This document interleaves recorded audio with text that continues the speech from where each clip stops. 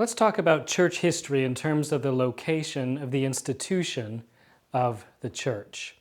We're going to talk about a thing I've called social location theory. It's a theory that I've developed out of my own doctoral work and beyond that applies beyond Christianity, the church, and other things. It's something I derived from broadly a sociological study through many sources. And I've tested it on many rounds of master's degree students, sort of soliciting their improvements and seeing how they think it sort of fits. And I think the initial returns on this hypothesis that I've been using for a number of years now have been pretty positive. So what is a social location theory? Well, this theory holds that society can be described in essentially three levels that are related to power. Both communities and institutions can occupy a primary, secondary, or tertiary social location. And people generally participate in all three levels.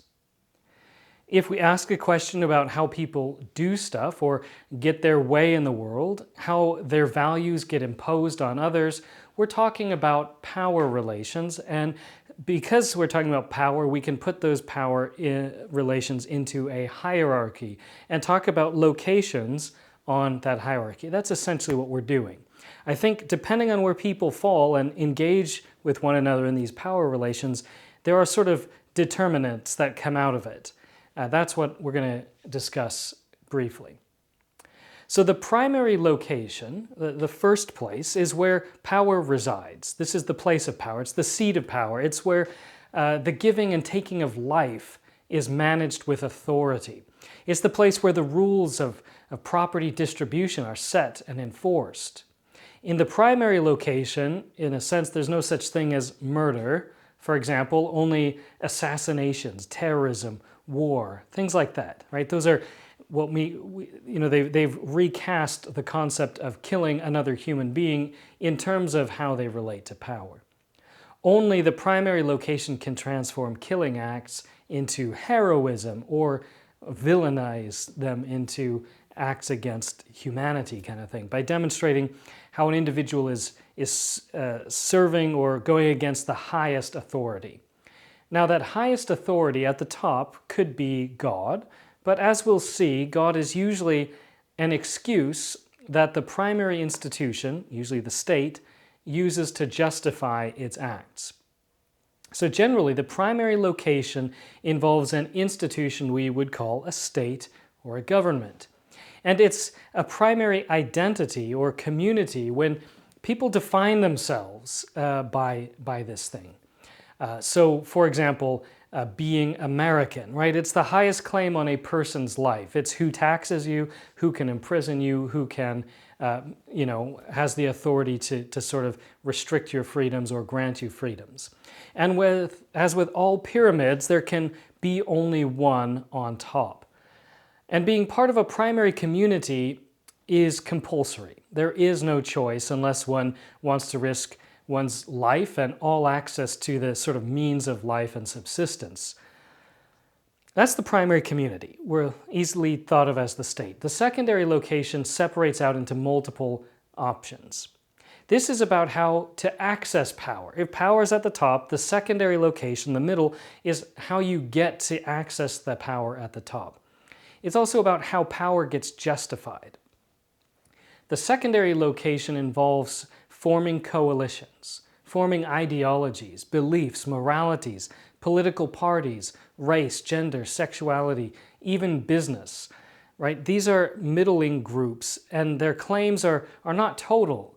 They're not fully identity-based. Instead, they aim to group people together to achieve more, in a coalition strategy, in order to access the halls of power represented by the primary location.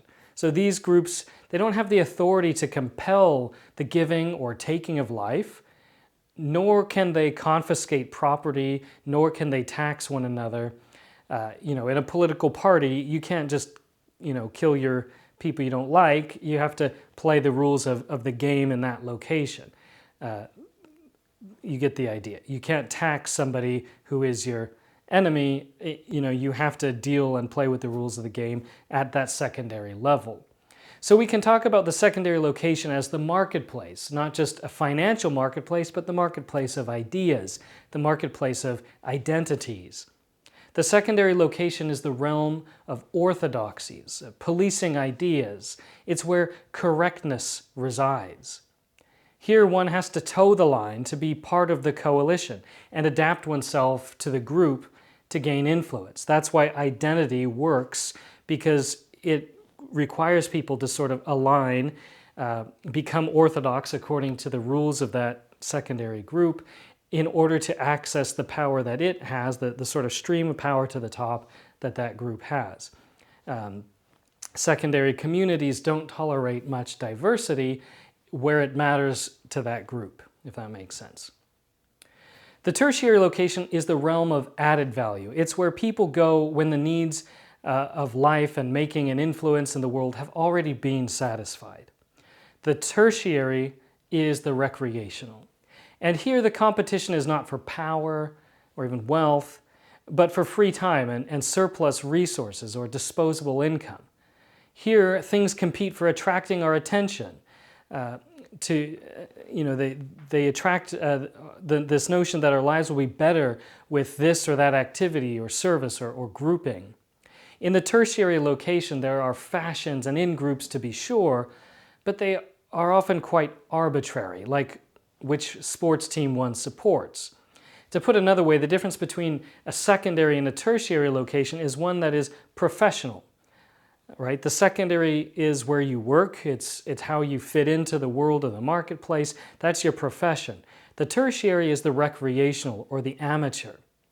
You may love cycling with a deep passion, for example, but unless you're racing in the Tour de France or you're part of the cycling industry, this is really going to have to take a third place to your job and to legal obligations in civil society. That's why we talk about it as a tertiary thing. Now, because of a wide range of factors we can't get into now, there are institutions that have migrated over time through the various locations. The family is an excellent example. So let's take a moment to consider how the family as an institution has moved from primary through secondary and now exists in the tertiary. In tribal society, the family holds primacy of place. The elders, the patriarch, or other governing authority is likely related to you through blood and has total power over life through arranged marriages and the power of death through exile or execution. But with the invention of the city-state and then the nation-state, the tribal family becomes a competitor, right? When you try to group families into a city, you now have to have a coalition to make that city work. That new identity of a people group in the city, this gathering of people united by government, not by blood relation, causes a challenge, right? The history of civilization in some ways is the story of the demotion of the family from tribal primacy to civil secondary position. Now, family mattered a lot in the secondary location. Being part of the right family gains privilege and power. We still see examples of this today, not quite as much as it was in the past, but people were no longer ruled by their own kin so much as they were ruled by the city or the state. New ideas had to be developed then to justify this position, to invent stories around it, to convince people to potentially give up blood loyalty, potentially give up the lives of their own sons in war to be loyal to the state. This was a major problem in the ancient world, and ancient government was largely made up of the challenges city rulers had in managing families and trying to get families to submit or even subjugate them and transfer their identity from the family to the city. The Industrial Revolution started a new transformation of the family. Now employers and technologies started to dominate the narrative of civilization. Families began leaving farms, and as the world has urbanized, the economics of the family have reversed. They've inverted from what they previously were. Children are no longer a financial asset to a family, they become a financial liability. You can't count on a child to carry on the family farm, nor to carry on a family business, but we expect that children go away. So children represent this sort of 2 decades of investment for no material return. That might sound crass, but it was an inherent logic to older societies, that sort of old age security in your children. We think it's strange in our time to marry for money or power, to have children to secure succession or inheritance, but that was the norm previously. Now we tell children they can be and do whatever they want, and this is a luxury, right? This is the logic of luxury. When parenting has become more focused on self-actualization of a child than of economic sustainability, we are talking about operations in a different plane on this hierarchy of society. Not only do I not have enough money to help my parents, for example, I haven't even paid for my own education in its entirety. This is what it looks like to behave like an aristocrat on a middle to lower income, right? So the family is now a tertiary reality. It's a form of recreation, or it's aesthetic, you could say. It provides us with little material benefit, but with an intangible benefit. It's a value add. Parenting is a value conversation, how we add value to life and the lives of our children, rather than what value the children are bringing to the economics of the family. Populations, because of this, are aging. Birth rates are plummeting in the developed world. The family is, in a sense, almost nothing like its origins in tribal kinship groups.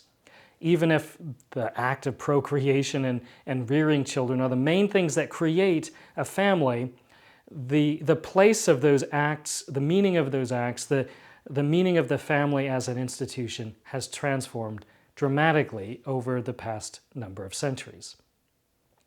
Now, the same evolution generally is held true for organized religion as well, particularly Christianity. Now, the evolution of Christianity, Islam, and Judaism are all different, but each have followed the same kind of trend. What I'll now present is a very different version of what has been called secularization. And as we'll see, I believe this provides us with a superior theory to describe what has happened to religion in our time. Christianity began as a household. It was, as sociologists call it, a fictive kinship network. It created a new notion of a primary identity, a primary community, even as a minority who chose internal exile or ostracism, right? The early Christians, that's what they did. They became a primary community within the larger community of the Roman Empire. They chose a sort of form of internal exile. They lived in a larger society, but they refused the basic rituals of submission, and thus they had to band together to form an internal economy and internal relationships that were far more like kinship networks than were present elsewhere. Again, that's what the earliest Christians did. That's what Acts chapter 2 describes. We know from the early church they refused to pledge allegiance to Caesar.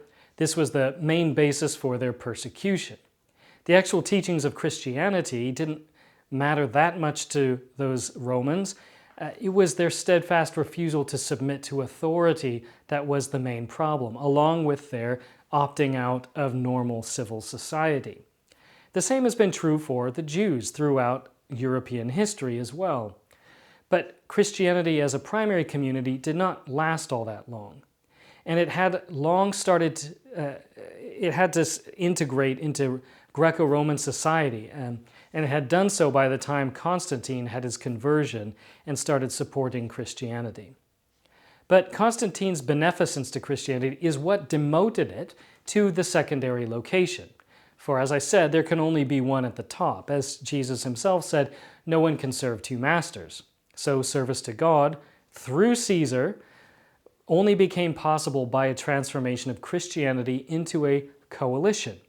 And this is when orthodoxy begins to take the primary place of what is important to Christianity.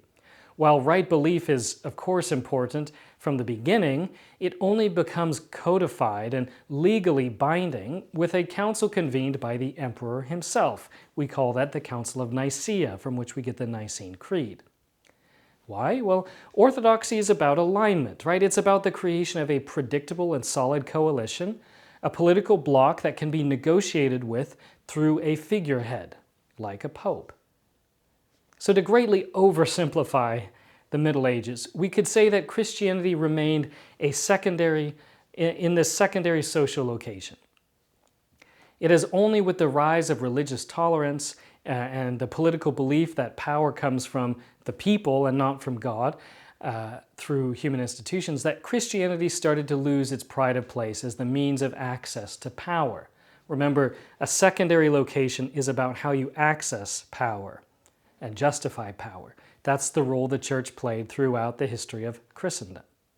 Once toleration is proclaimed by a state, the institutional religions lose their power to directly form a coalition that can influence the primary seat of power. If you have a lot of small denominations, they're divided and conquered. Their voices are that much less powerful than a single pope. So the move to the tertiary location for Christianity only becomes really solidified in the 20th century.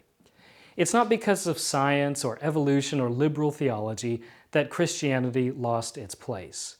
In one sense, it's because Martin Luther, Henry VIII, and John Calvin all planted the seeds of the enthusiastic submission of the church to the state and the eventual toleration of diverse expressions of religion.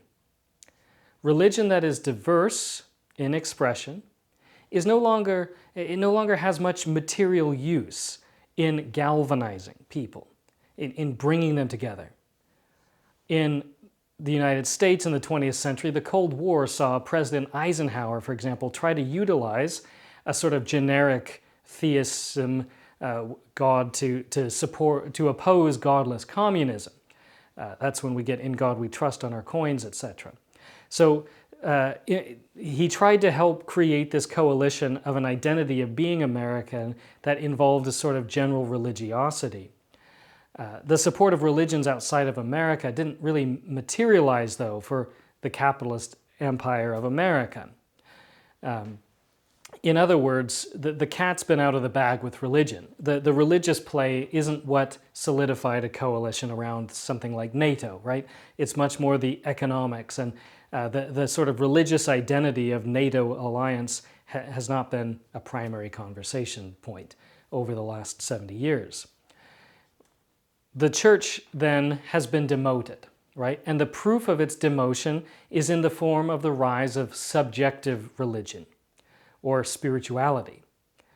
Religion has started to become more about, again, spirituality, and by that I mean what was once about the right belief, the orthodox belief, and the right institutional forms has become much more about the right internal feelings and expression. The inner life and inner experience has become much more important. That becomes a value-add conversation. The personal relationship with Jesus and evangelicalism, the need to be born again, by which they mean have an internal experience, to have one's heart strangely warmed, as John Wesley said, those narratives began to dominate in Christianity. Charismatic and evangelical versions of Christianity are, in a sense, recreational, not because they discovered a biblical truth that it's all about a personal relationship, but because they unconsciously embodied the spirit of the age, the zeitgeist, right? They understood that the only place for religion to go after it is no longer useful for material benefit, no longer is it able to be utilized to access the halls of power and wealth, the only place for it to go is inward. If it can't go outward for success, it has to go inward. Hence, in tertiary Christianity, in recreational spirituality, the goal of a worship service, the business of a church, is to craft an experience in which a person experiences a form of catharsis, a subjective feeling of cleansing and release that enables them to cope with the realities of life. Again, it becomes a value add. This form of Christianity creates a consumer-focused demand, as its primary purpose is this value-add benefit to the individual. Rather than forming and galvanizing a coalition or even forming this household idea, it is about benefit to the individual. And so it creates church as business, because providing a competitive service is the only model that works when people find their access to secular power in other places outside of the church. And it's all demonstrated by the fact that the church now competes with other forms of recreation. Attendance has to compete with vacations, with sporting events, with weekend priorities. Even for those who don't feel that church helps them, it might be a form of social duty that gives a sense of accomplishment in the performance of that duty. That's certainly how I was raised. So, for Christianity, it began in its own primary social location. It migrated to the secondary location under Constantine. That's when it became institutionalized religion, in a very codified form. And in modernity, it has become tertiary and thus has exploded out into many different varieties. The problem with the tertiary location is that it's highly competitive. Churches have to constantly reinvent themselves for every demographic group. The authority only comes by the adulation of the crowd, by popular support, not by the approval of an institutional body, nor by the sort of organic relationships of trust we might describe in a family as a primary community. So ironically, the church is never more enslaved to the world than when it is recreational, right? Because it only works if it helps people cope with the world as it is. The church in the tertiary location is powerless. It has no access to power, and it doesn't help people change the world. It helps people cope with the world. And in that sense, it becomes fairly unsustainable. Nonprofit institutions focused on recreation are very hard to make last a long time.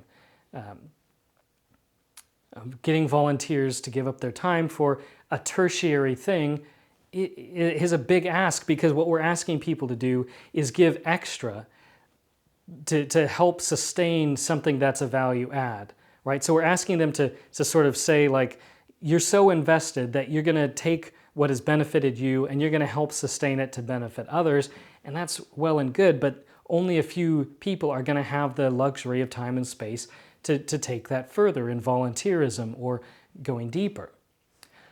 So in all of this, we have to ask the question, of course, of what the Bible itself, Jesus himself, intended. We could ask the same for Judaism, we could ask the same for Islam.